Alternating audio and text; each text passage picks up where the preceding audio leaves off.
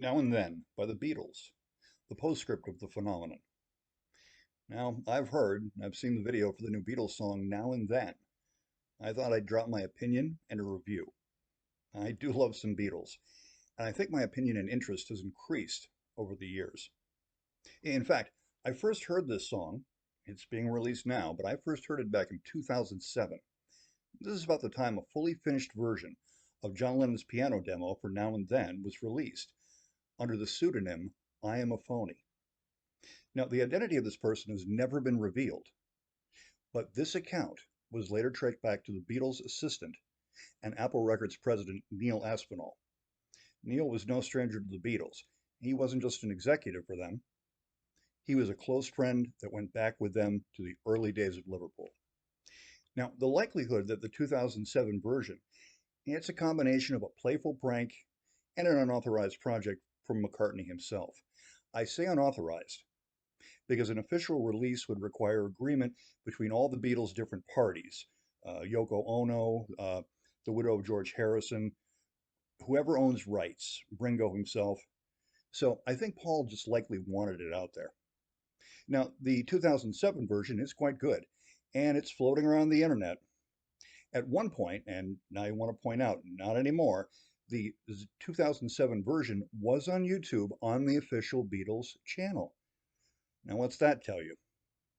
The narrative surrounding Now and Then at this point is that while the reunited Beatles worked on the recording one afternoon in 1995, George Harrison is quoted as saying he thought the song was effing rubbish, and work was stopped on it.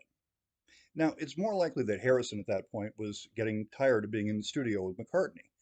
While Harrison and McCartney were friends from the time they were children and remained good friends all throughout their lives, Harrison did not enjoy working with Paul, at least not professionally, due to Paul taking charge of music projects. When asked how the reunion went, George very dryly and sarcastically noted, well, it was a lot like being back in the Beatles again. Now, Paul for years has hinted in interviews that he'd wanted to nick in and finish Now and Then.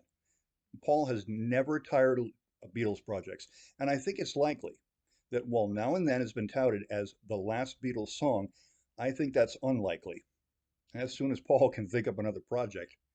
Now, I don't make that statement with any sense of cynicism. While I think the Beatles are endlessly fascinating as both a social phenomena and as musicians, I don't revere their work as saints walking upon the earth.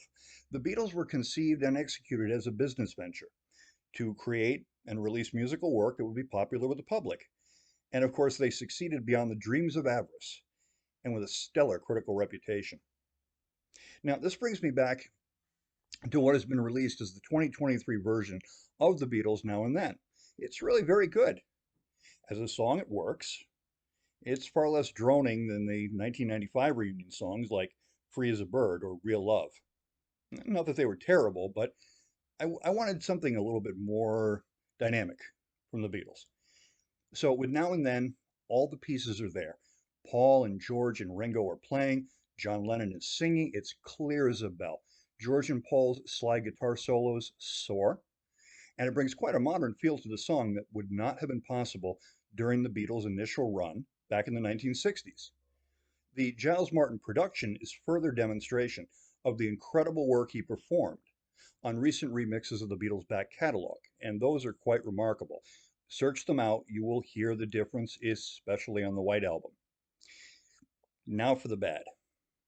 The production mix is very hot, with consistent signal boost all throughout.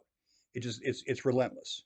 So the result is that boosting the volume on the song tends to distort the recording, and most likely this is the result of Paul being a little bit older, his hearing maybe not quite as sharp as it used to be. And he was directly involved in the remix of Now and Then. If you look at the B-side, which is a stereo remix of Love Me Do and done exclusively by Giles Martin, quite unlikely that Paul wanted to go back and visit that. And it does not have that same issue. Love Me Do is clean, clear, crisp, and does not suffer from overproduction in the way that Now and Then does. Now, there are two other problems. There's one whole section of John Lennon's demo in which he sings, I Don't Want to Lose You. And it's a slightly different tune. It's really what during the the time of the Beatles would have been called the bridge. And it's about a half step lower than the rest of the song. That's just not missing, or it is missing rather, from the final demo. And so having it there in the demo gives the song a very welcome pause that is just not in evidence in the final cut. It gets replaced later in the song with the slide guitar solos, which are done based on some work that Harrison had done back in 1995 and some new work that Paul added on his own. Now I have one last gripe, and that's Ringo. Now I know everyone loves Ringo. Giving Ringo a hard time is like kicking a puppy. You can't do it, and Ringo's wonderful. Believe me, I love Ringo. But he's got a very different singing voice. You have to design things for him. So when I listen to something like Photograph, I'm the Greatest, all this, it's Ringo's terrific. But on Now and Then, Paul and Ringo try to sing harmony vocals. That does not work.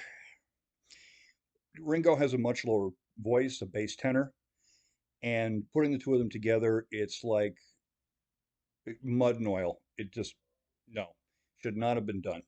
Now, Paul dealt with this one time with Ringo on an amazing song called Beautiful Night. And that song has enough room to breathe. It's about 6 minutes long.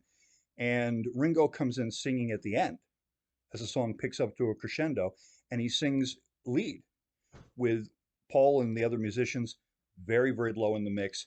It is a beautiful way to showcase Ringo, and that's what you do. You don't have Ringo singing harmony with the rest of the Beatles, you have him singing on his own. And with Now and Then, that's not what they did. You know, you'll hear the result. Now, overall, I give the Beatles' official version of Now and Then a B+. It's a good song. It has complex production. I love complex production, a lot of stuff going on, some great guitar solos, and they're quite innovative. Um, you have crystal clear restoration of John Lennon's vocal and a very weirdly fun video, which evokes a near entire history of the Beatles' career, including some very early footage from them playing the Cavern Club. You know, that's super hard to find.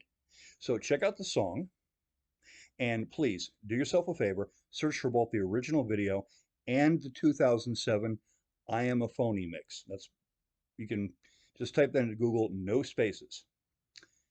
And as George Harrison once said, see you around the clubs.